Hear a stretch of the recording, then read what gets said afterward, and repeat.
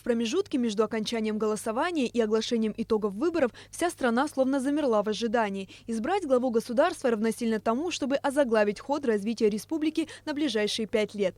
Сейчас, когда имена двух наисильнейших кандидатов названы, народу предстоит сделать свой выбор во втором туре. Выборы прошли прекрасно, все тихо было, спокойно было.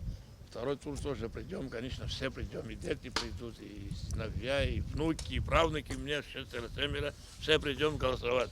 Каждый обязан пойти на выборы и сделать свой выбор в качестве того или иного кандидата, чтобы выбрать свое светлое будущее для своей республики и в том числе и для себя. Я пойду на второй тур, да, буду голосовать за того кандидата, которым считаю для себя и для страны то, что он сделает лучше. Не секрет, что в абхазском обществе большое значение имеют родственные отношения. Мы не примем такого подхода к управлению государством, отмечает житель столицы Яков Кварчия. Чтобы действительно был порядок истинный, чтобы он действительно, вот эти родственные отношения, это гибель. Когда своих родственников поставит, он погибает, далеко не уйдет.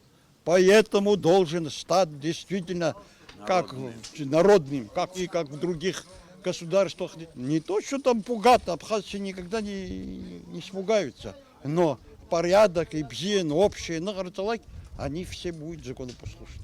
Разные люди озвучивают разные чаяния, но все они сходятся в стремлении к светлому будущему. Сухумцы болеют за столицу и рассчитывают на реализацию полезных и актуальных проектов в своем городе. Все как-то приезжают, тоже неприятно смотреть, наш вокзал хотя бы.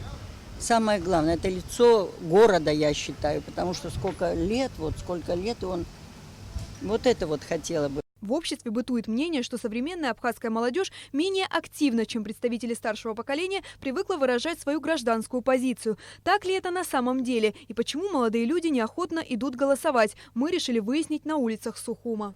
С одной стороны, не проголосовать – кощунство, потому что вопрос своего же дома. С другой стороны, ты проголосуешь, ему уйдет неправильно, и, грубо говоря, ты за это несешь ответственность. Палка о двух концах. Если честно, я думаю, что особо ничего не поменяется. Даже если сменится власть, мне кажется, особо ничего не изменится. Но все-таки хочется надеяться, что все будет хорошо. Первый тур выборов президента республики позади. Впереди второй тур. И совсем скоро мы узнаем, кого выберет народ Абхазии главой государства. Амелия Бисмарк, Ильдар Дамиров, Абхазское телевидение.